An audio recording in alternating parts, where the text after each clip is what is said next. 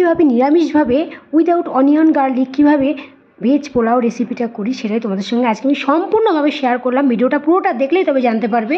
So hello বন্ধুরা, তোমরা সবাই কেমন আছো? আশা করছি খুব ভালোই আছে। আমার নতুন একটা ব্লগে তোমাদের অনেক অনেক স্বাগত। সকালবেলায় উঠে ঘরের সমস্ত কাজ করে স্নান টান করা হয়ে গেছে, এমনকি আমার রাধাকৃষ্ণকে স্নান করানো হয়ে গেছে।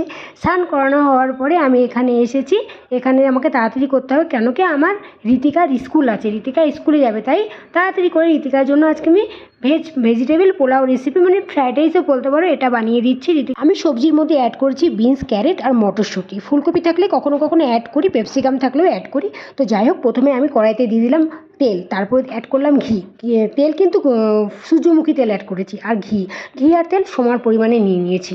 আমি যখন ভাতটা বানিয়েছিলাম তার মধ্যে কিন্তু গোটা গরম মশলা, জাবিত্রী, জায়ফল যা যা ছিল মানে আমার কাছে গোটা গরম মশলার মধ্যে এই পোলাও বানাতে যা যা জিনিস লাগে সবই কিন্তু আমি তেজপাতা, লং সব কিছু আমি ভাতের সঙ্গেই আমি যখন ভাত বানিয়েছি তখনই অ্যাড করেছি। এখন পোলাওয়ের মধ্যে এখন আর কিছু অ্যাড করবো না, ওই সেন্টটা ভাতের মধ্যে চলে গেছে। এরমভাবেই আমি সবসময় করি। কেন বলতে এখানে অ্যাড করলে না মুখে পড়লে ঋতিকা ভীষণ চিটচির করে, ওদের ভালো লাগে না এগুলো মুখে পড়লে। আর কখনো কখনো যদি পড়ে যায় মুখে, আমি যদি সব বেছে ফেলতে না পারি, তাই জন্য সাদা ভাতের দিয়ে বেছে ফেলাটা অনেক সুবিধা, যার জন্য আমি এটাই করি। এবার একটু আদা গ্রেট করে নেবো, আমি কিন্তু বেটে নেবো না বন্ধুরা, আমি গ্রেট করে নেবো। আদা গ্রেট করে নেব, কাঁচা লঙ্কা কুচিয়ে নেব, আর এর মধ্যে বেশি কিচ্ছু মশলা থাকবে না, আর থাকবে গরম মশলা। গরম মশলাই আজকে অ্যাড করব। কখনো কখনো পোলাও মশলা অ্যাড করি, আবার ঘরে গরম মশলা আছে যেহেতু গরম মশলা অ্যাড করব, পোলাও মশলা নেই যেহেতু পোলাও মশলা আর আনতে যাব না। আমি কিন্তু খুব সিম্পলভাবে করি বন্ধুরা, খুবই সিম্পলভাবে এই ফ্রাইড রাইসটা এইভাবে বানাই, আর দারুণ লাগে খেতে। তোমরা কখনো এভাবে করে দেখবে সব কিছু। আমরা কিন্তু তোমরা জানো যে আমার ঘরে রাধাকৃষ্ণ আছে, তার জন্য আমি কখনো পেঁয়াজ অ্যাড করি না, পেঁয়াজ রসুন আমার ঘরের খাবারের মধ্যে থাকে না। তো দেখো এরকম সিম্পলভাবে রান্না করি, আর দারুণ একটা কালার আসবে, এত সুন্দর কালার আসবে পরোটা দেখলেই তোমরা বুঝতে পারবে। ঋতিকা সকাল থেকে আজকে উঠে গেছে, ওর বাবা গেছে ক্রিকেট ম্যাচ খেলতে। সকাল থেকে উঠে ওর বাবার আজকে ছুটি আছে, তাই ক্রিকেট ম্যাচ খেলতে চলে গেছে, সন্ধ্যাবেলায় বাড়ি আসবে। তার জন্য ও সকাল থেকে উঠে ড্রেস ফ্রেস পরে এখানে বসে বসে দেখো মোবাইল দেখছে। যখনই একটু ফাঁক পায় না তখনই মোবাইলের দিকে চলে যায়, কখনই যে বইটা নিয়ে একটু পড়তে বসবে তা না, পড়ে গেছে আর যোগা করতে লাগবে। আর এই দেখো আমি ঠাকুর ঘরে চলে আসলাম, ওখানে একটা বসিয়ে দিয়ে ঠাকুর ঘরে চলে আসলাম। একটু হতে থাকুক ততক্ষণ ঠাকুর ঘরে দেখি। এখন আমি ঠাকুরকে ভোগ লাগাবো, মানে আমার রান্নাটা কমপ্লিট হলেই ঠাকুরকে এসে ভোগ লাগাবো। এই দেখো আমার কৃষ্ণ। আবারও চলে আসলাম আমি রান্নাঘরে। এবার আমি রাইসটা অ্যাড করে দিলাম, রাইসটা অ্যাড করে তারপরে ফ্রাই করবো। তোমরা জানোই তো খুব ইজি রান্না করাটা, এভাবে রাইস রান্না করা খুব ইজি।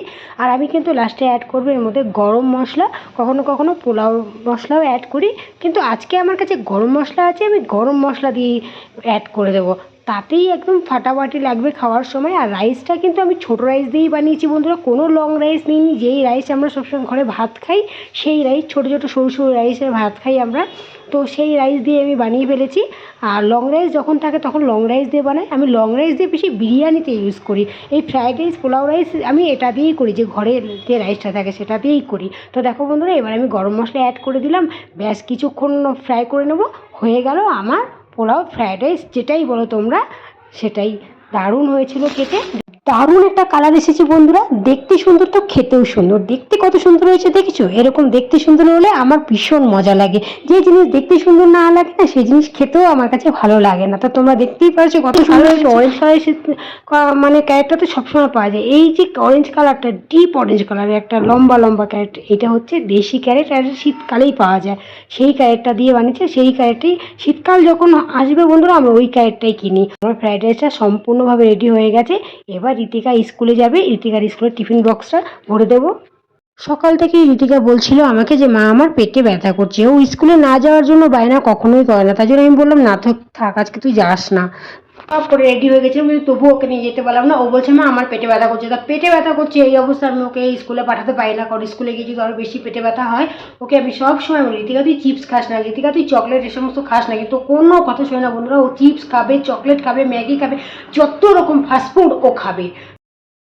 ফাইনালি দুপুরে খেতে বসে গেলাম। আমি ভাবলাম আজকে দুপুরে খাওয়ার টাইম পাবো তো, রান্না করতে করতে সব টাইম চলে যাবে না। তো যাই হোক, আমি এখন ফাইনালি ইঁচড়ের তরকারি, পোলাও, একটু কচু বাটা, মান কচু বাটা করেছিলাম, সেটা নিয়ে এসে এখন খেতে বসে গেছে। আমার ঋতিকার খাওয়া হয়ে গেছে আগেই।